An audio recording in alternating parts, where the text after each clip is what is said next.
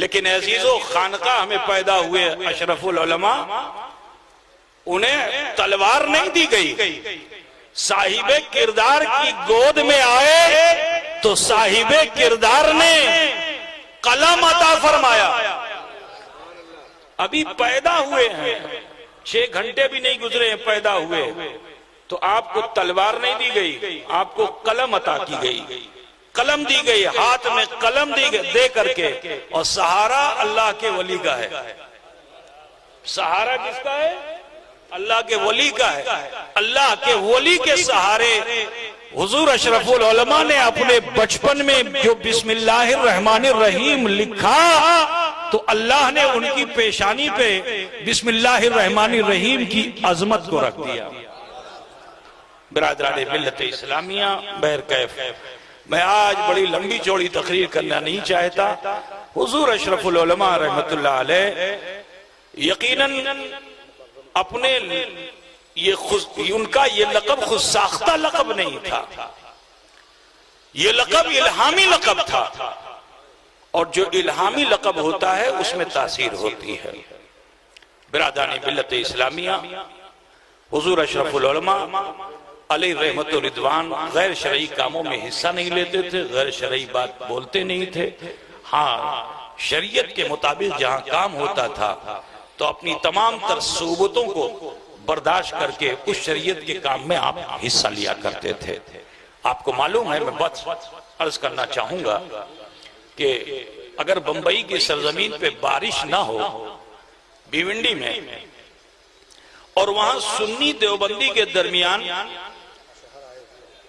یہ معاملہ آ جائے کہ صاحب وہابیوں نے نماز استسقاء پڑھی مگر بارش نہیں ہوئی، تو سنیوں نے چیلنج کر دیا، کہا تم لوگوں نے تو پڑھ لیے، اب ہم لوگ پڑھوائیں گے۔ تم لوگوں نے پڑھ لیا ہے، ہم لوگ پڑھوائیں گے۔ اور حضرت ہی کے ساتھی تھے مولانا عبدالشکور صاحب، تو ان کی قیادت میں بھیونڈی سے کچھ نوجوان ان کے ساتھ یہاں آئے۔ تو اس زمانے میں حضرت سید العلماء رحمت اللہ تعالیٰ علیہ کھڑک کی مسجد میں امامت فرماتے تھے۔ آپ کے پاس لوگ حاضر ہوئے، عرض کیا کہ حضور وہاں بارش نہیں ہو رہی ہے، ایسا ایسا معاملہ ہے۔ اے بھیا، اے بابو، بعد میں بارش نہیں ہو رہی۔ اب آپ سوچئے کہ اشرف العلماء کے مقام کو سمجھئے، میں اسی کو بتانا چاہتا ہوں۔ کیا سید العلماء کے جانے سے بارش نہیں ہوتی؟ وہ بھی آل رسول تھے، وہ بھی آل رسول تھے اور ولایت کے منصب پہ فائز تھے، لیکن ان کو معلوم تھا کہ بھیونڈی کی سرزمین پر صاحب دعا کون ہوگا، چنا ہوا کون ہے، سیلیکٹڈ کون ہے۔ تو حضرت سید العلماء کی دعا کا بھی اثر ہوتا، لیکن انہیں معلوم ہے کہ بھیونڈی کے لوگوں کا مقدر اسی وقت بیدار ہوگا، ان کی دعائیں اسی وقت قبول ہوں گی کہ جس کا صاحب دعا اشرف العلماء ہوگا، جس کا صاحب دعا اشرف العلماء ہوگا۔ تو آپ نے فرمایا کہ میاں اب میرے پاس کیا، میں تو بوڑھا ہو گیا ہوں، اشرف العلماء کے پاس جاؤ۔ حضرت کے پاس آئے تو حضرت سخت بیمار تھے، بخار تھا، شدید بخار تھا، بستر پہ لیٹے ہوئے تھے۔ مولانا عبدالشکور صاحب آئے تو خیر، خانقاہ کی تہذیب یہی ہے کہ اخلاق کو ہمیشہ بلند رکھا جاتا ہے۔ بیمار تھے، علیل تھے، لیٹے رہتے، کوئی حرج نہیں تھا، دوست بھی تھے، لیکن اخلاقی طور پر آپ اڑھ کر بیٹھ جاتے ہیں اور اپنے ساتھی کا استقبال کرتے ہیں۔ میاں کیسے آئے ہو؟ کہا حضور بھیونڈی میں مسلمانوں نے مقابلہ کر لیا ہے وہابیوں سے۔ کہا کیا مقابلہ کیا ہے؟ کہا مقابلہ یہ کیا ہے حضور کہ ابھی وہاں استسقاء کی نماز وہابیوں نے پڑھی تھی مگر بارش نہیں ہوئی، تو سنیوں نے چیلنج کر دیا ہے کہ آپ لوگ پڑھ چکے ہو، ہم پڑھوائیں گے اور برسات ہوگی۔ تو حضرت نے فرمایا میاں میں تو بیمار ہوں، میری طبیعت ٹھیک نہیں ہے۔ کہا ارے میاں آپ کو چلنا پڑے گا، اصرار کیا تو کہا اچھا ٹھیک ہے چلو۔ تو اب استسقے کی نماز نئے نئے کپڑے کو پہن کر کے کوئی دکھانے کے لیے اپنے کو جائے گا تو برسات ہوگی؟ اپنی دولت کو لے کے جائے گا تو بارش ہوگی؟ اپنے جاؤ حشمت کو لے کے جائے گا تو بارش ہوگی؟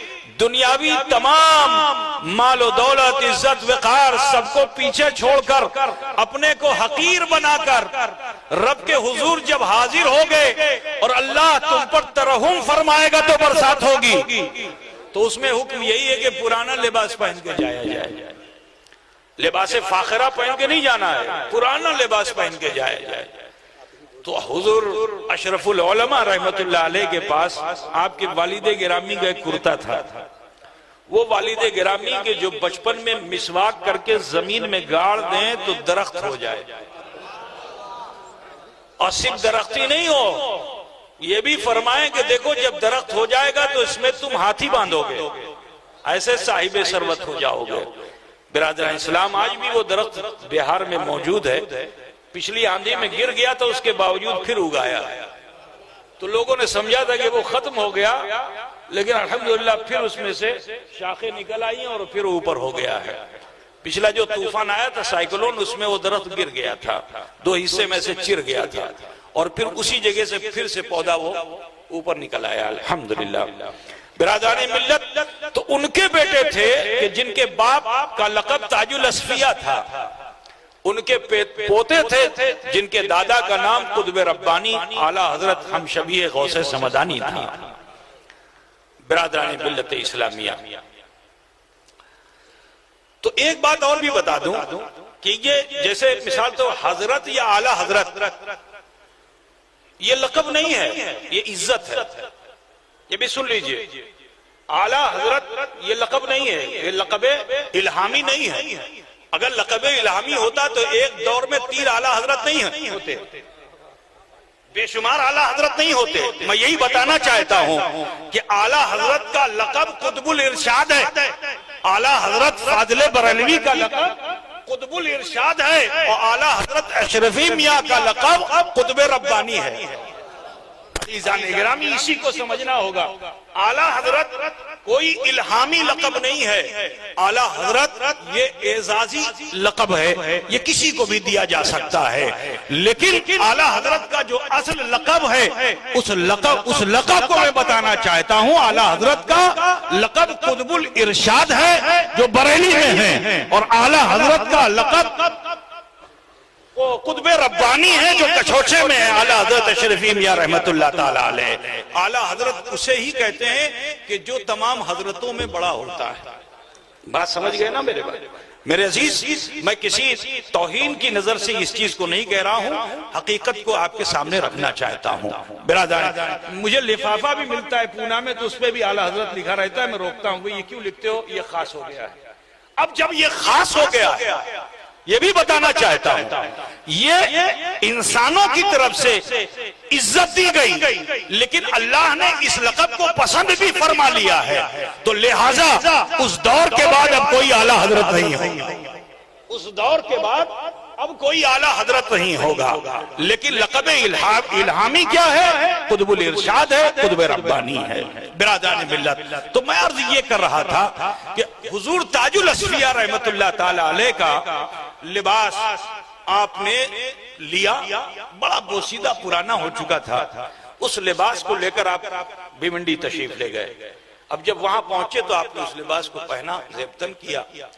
یہ میں نے خود حضور اشرف العلماء رحمت اللہ علیہ کی زبانی سماعت کیا ہے کہ حضرت اشرف العلماء فرماتے کہ میں نے بڑی لمبی قرات کی، رکوع بھی بڑا طویل کیا، سجدہ بھی بڑا طویل کیا، حتیٰ کہ نماز مکمل ہو گئی، اور دعا کے لیے استسقاء میں ایسے دعا نہیں کی جاتی، ایسے دعا کی جاتی ہے، ہتھیلی کو سورج کی طرف کیا جاتا ہے، دعا ایسے کی جاتی ہے۔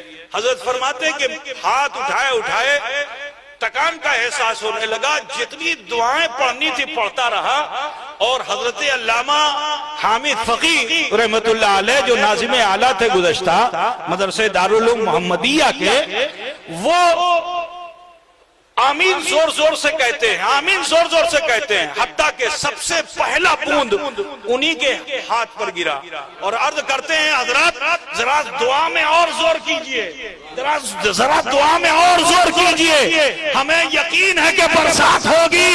حضرت نے فرمایا میاں بادل نظر نہیں آتا ہے، کہا حضور یہ دیکھیے پانی آ گیا ہے، پانی آ گیا ہے۔ عزیزان گرامی غرض کے آپ نے پھر اس وقت حضرت مخدوم اشرف جہانگیر سمنانی کی ربائی پڑھنی شروع کی، اے اشرف زمانہ زمانے مدد نما درہائے بسترا ذکرید کرم کشا، اتنا کہنا تھا کہ بادل آیا ایک ٹکڑا ایسا برسا کہ صرف بھیونڈی نہیں مہاراشٹر جل تھل ہو گیا۔ نعرہ تکبیر، نعرہ رسالت، شہزادہ حضور اشرف الاولیاء، علماء اہل سنت، سادات انما یخشی اللہ من عبادہ العلماء، بے شک اللہ کے نزدیک زیادہ اللہ سے ڈرنے والے وہ لوگ ہیں جو علماء ہیں، اور علماء میں چنے ہوئے عالم کا نام اشرف العلماء ہے، جن کی دعا کا اثر یہ کہ جب جب دعا کی جو دعا کی رب نے اسے ضرور قبول فرمایا۔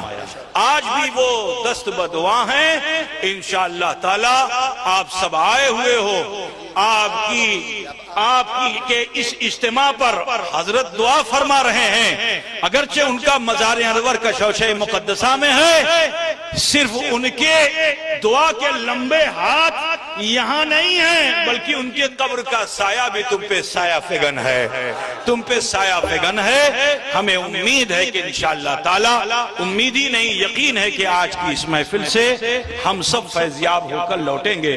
ایک گزارش کرنی ہے میرے عزیز، اپنے بزرگوں کا احترام کیجئے اور کسی کے لقب کو کسی سے ملائیے نہیں، اس سے نفرتیں پھیلتی ہیں، کسی کی کرامت کو کسی سے جوڑیے نہیں، اس سے کرامتوں کی اہمیت گھٹتی ہے۔ ہمیں امید ہے کہ آپ تمامی حضرات اس پیغام حق کو اپنے سینے میں رکھیں گے، اور اگر کہیں باطل نظام کو دیکھیں گے تو اسے روکنے کی کوشش کریں گے۔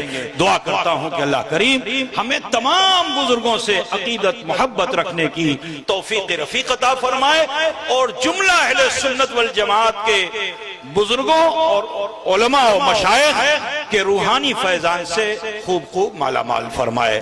عرس کی یہ تقریب ہے، اس آخری گھڑی میں معمول کے مطابق میں چاہتا ہوں کہ خطائیں ہم سے بھی ہوتی ہیں، خطائیں آپ سے بھی ہوتی ہیں، آؤ ہم سب مل کر تھوڑی دیر کے لیے مراقبہ اور محاسبہ کر لیں۔ اگر قصداً سہون کسی طرح سے ہم سے یا آپ سے کوئی خطا غلطی ہوئی ہے تو اس پروردگار کی بارگاہ میں اللہ سے معافی مانگ لیں، اور اشرف العلماء کو وسیلہ بنا لیں۔ انشاءاللہ تعالی اگر سمندر کے جھاگ کے برابر بھی گناہ ہوں گے تو آج کی اس محفل میں آئے ہوئے تمام مسلمانوں کے گناہوں کو اللہ تعالیٰ ضرور بھی ضرور معاف فرمائے گا۔ اگر آپ خواہش رکھتے ہیں کہ آپ کے بھی گناہ اللہ معاف فرمائے تو اس یہ حقیر فقیر جو طریقہ آپ کو دے رہا ہے خانقاہ کا، اسے آپ قبول کیجئے اور اس پر عمل کیجئے۔ انشاءاللہ دنیا بھی ہماری اچھی ہوگی اور آخرت بھی اچھی ہوگی۔ اپنے ہاتھوں کو باندھ لیجئے، تھوڑی دیر کے لیے اپنی گردنیں جھکا لیجئے، دل کے آئینے میں جھانک کر دیکھیے میرا بچپن کیسا، میری جوانی کیسی، میرا بڑھاپا کیسا۔ اگر کوئی بھول، کوئی گناہ، کوئی خطا سرزد ہے تو اسے اکٹھا کر کے رب العزت کی بارگاہ میں پیش کر دیجئے۔ انشاءاللہ ارحم الراحمین ہمارے آپ کے گناہ و خطا کو ضرور بھی ضرور معاف فرمائے گا۔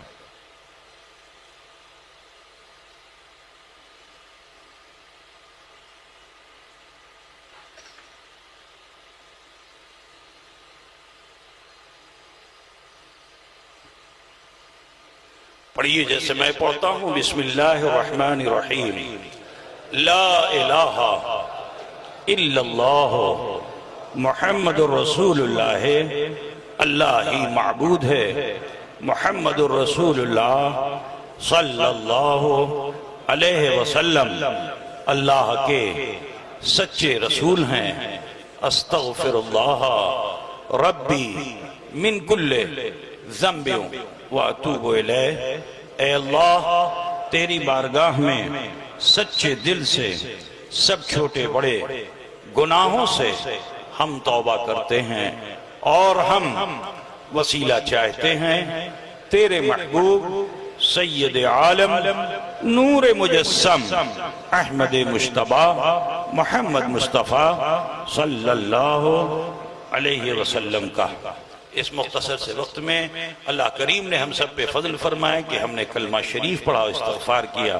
یقین جانیے اس وقت ہم اور آپ ایسے ہو چکے ہیں جیسے ماں کے پیٹ سے پیدا ہونے والا بچہ ہوتا ہے۔